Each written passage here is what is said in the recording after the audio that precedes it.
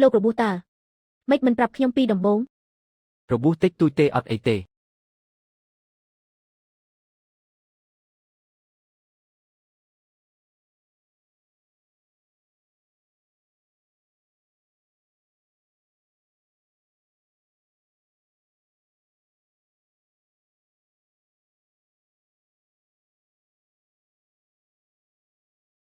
អរគុណ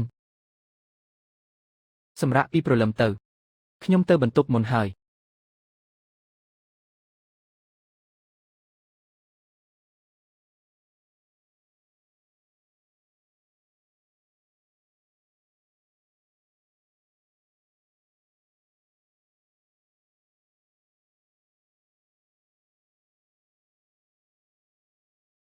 វីដេអូរបស់ក្មេងម្នាក់នេះខ្ញុំបានមើលរួចហើយក្នុងរយៈពេល3ថ្ងៃត្រូវយកអបាយការណ៍ប្រវត្តិរូបពេញលេញរបស់វាមកឲ្យខ្ញុំថ្ងៃនឹងគេបដូរអ្នកមើលថែថ្មីហើយចាមន្ទីរពេទ្យប្រាប់ថាគេដូរវេនគ្នាមានរឿងមិនស្រួលហើយនាងឈរនៅទីនេះកុំទៅណាខ្ញុំចូលទៅមុន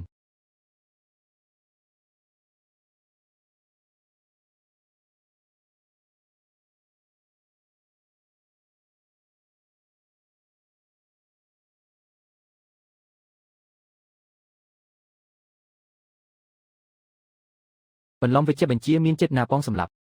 បាត់ល្មើសពីនេះគ្រប់គ្រាន់ឲ្យពួកឯងជាប់គុក10ឆ្នាំហើយ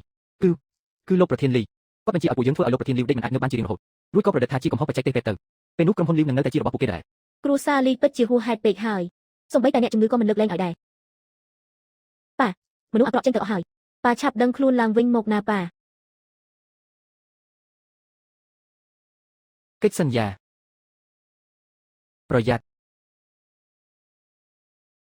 អ្នកនាងលីវពេលនេះស្មារតីរបស់លោកលីវកំពុងតែញើបឡើងវិញហើយអត្រាសុខភាពរបស់គាត់ក៏ល្អប្រសើរដែរមិនយូរទេគាត់នឹងដឹងខ្លួនវិញទាំងស្រុងហើយ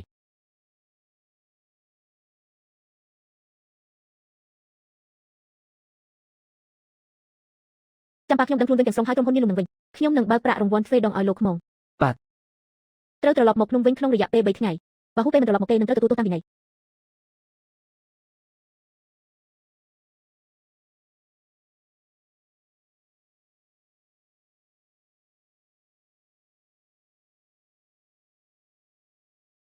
ពួកយើងទូទាត់បំណុលចរុនសិនទៅរួចចាំចាត់ចែងទ្រព្យសកម្មដែលទុកចោលនៅភាគខាងលិចទីក្រុងអត្រាប្រាក់ចំណេញពីគម្រោងនេះល្មមអាចទូទាត់ការខ្វះខាតបានហើយ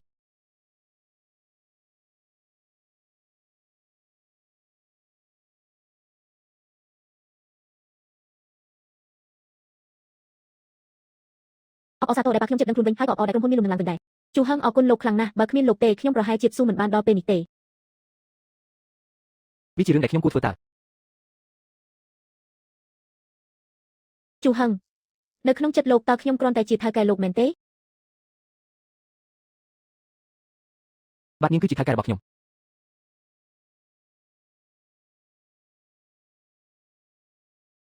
អញ្ចឹងហ៎ខ្ញុំដឹងហើយ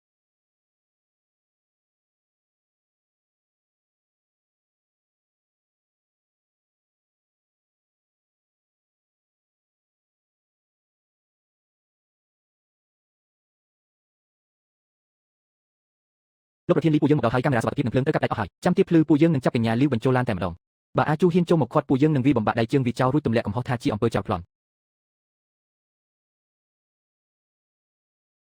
លីធានក្រោកឡើង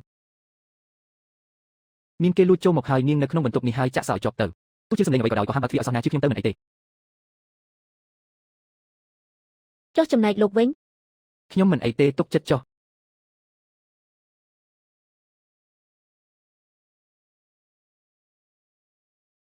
អាចូបើឯងចេះគិតឆាប់ថយចេញទៅពួកយើងគ្រាន់តែចង់អញ្ជើញកញ្ញាលីវទៅជួបលោកប្រធានលីតែប៉ុណ្ណោះពួកយើងមិនចង់សម្លឹងប៉ះនាងតតែរំលងសាកស្បិញសិន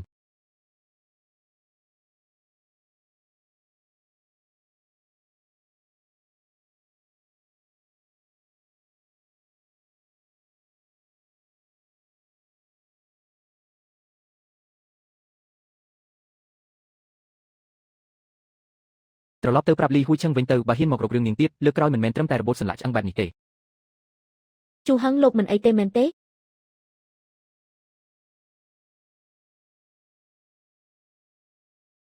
របួសតិចតួចអីឈាមហូរវក់ហើយនឹង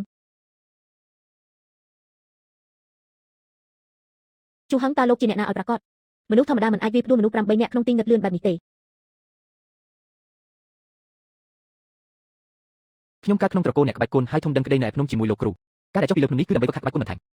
គ្រូខ្ញុំមានវិន័យមិនឲ្យបញ្ចេញក្បាច់គុណផ្ដេសផ្ដាស់ទេការដែលខ្ញុំមិនបានប្រាប់នាងពីមុនមកក៏ព្រោះតែមិនចង់ទាញនាងចូលពាក់ព័ន្ធរឿងនេះដែរ